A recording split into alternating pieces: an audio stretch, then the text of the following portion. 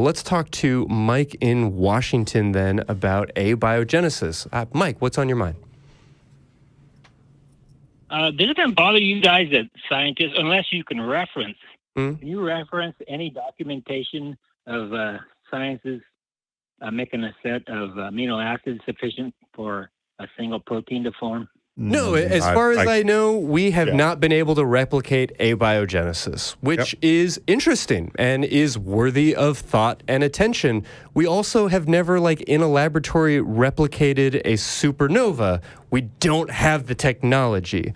And I hear where you're coming from, and I don't want to cut you off at the start, but this idea that we can't replicate abiogenesis does not disprove abiogenesis as a thing that happened or as a concept worth exploring.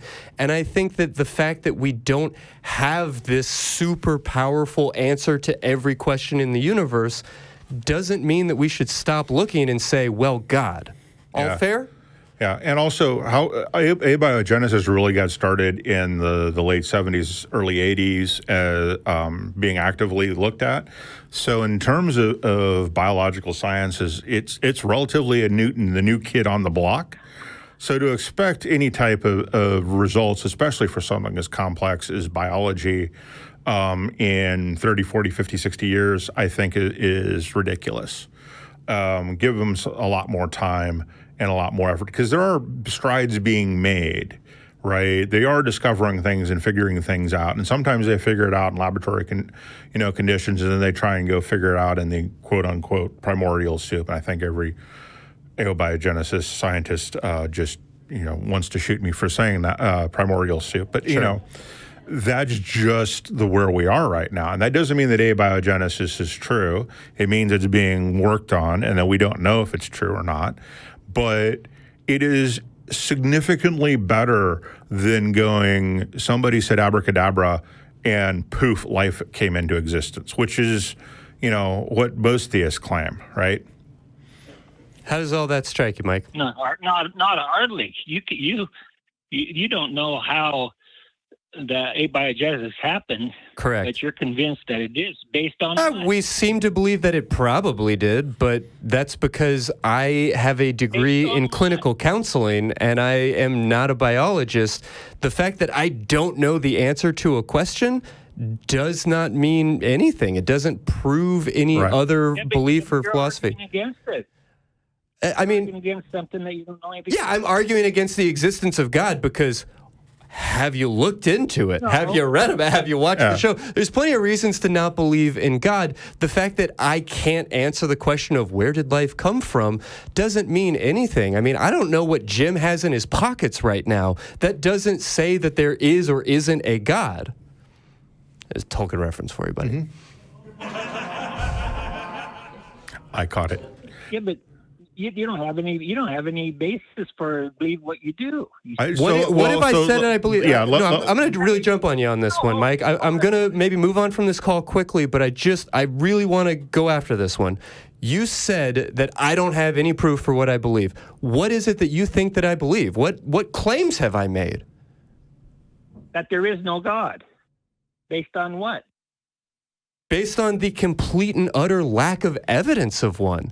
I'm not even one of those hard atheists who insists that there definitely isn't a God. I think that you can probably get there, but I'm just saying nobody has done a good job of convincing me, and God knows people have tried. Let me actually even walk that back. I was convinced about the existence of a God for a really long time, and it sucked. It was a really miserable lifestyle for me, and it wasn't from lack of trying. I would really argue that I probably read more books about Christianity than the vast majority of Christians that you know. I certainly read the Bible more times than just about any Christian that I knew, and yet nothing. So, all right, maybe there is a Christian God. Maybe there's a Muslim God. Maybe there's no God. Maybe there's a million, but I haven't seen any proof of it, and so I'm sitting here saying maybe our government shouldn't be based on the idea that there is one. when we can't prove that there is one. Maybe our culture, maybe our society doesn't need to buy into these things for which we have no evidence. Right.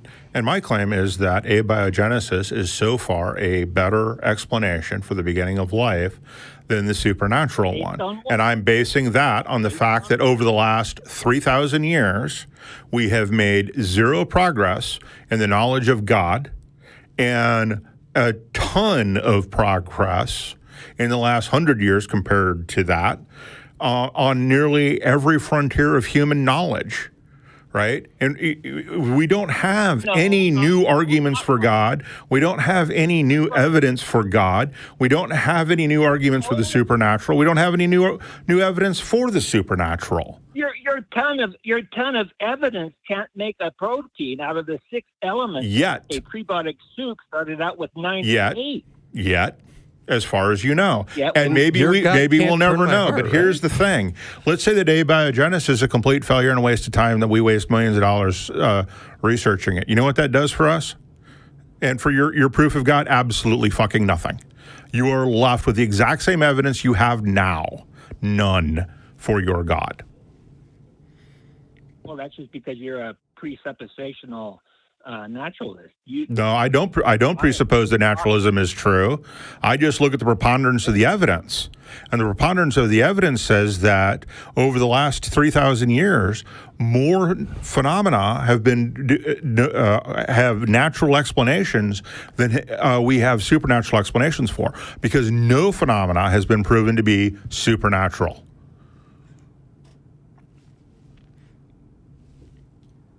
So what phenomena? Right. Can we leave it there? I think we'll leave it there. Does that work for you, Mike? I mean, you got maybe one last shot. Anything else you want to say before we wrap up? Yeah, would you please not interrupt me?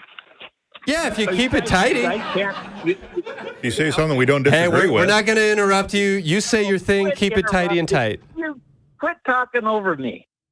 Just hold your horses a little bit. Just give me 1 minute, okay? 1 minute. Right. We'll see. You guys can't. You can't. Go.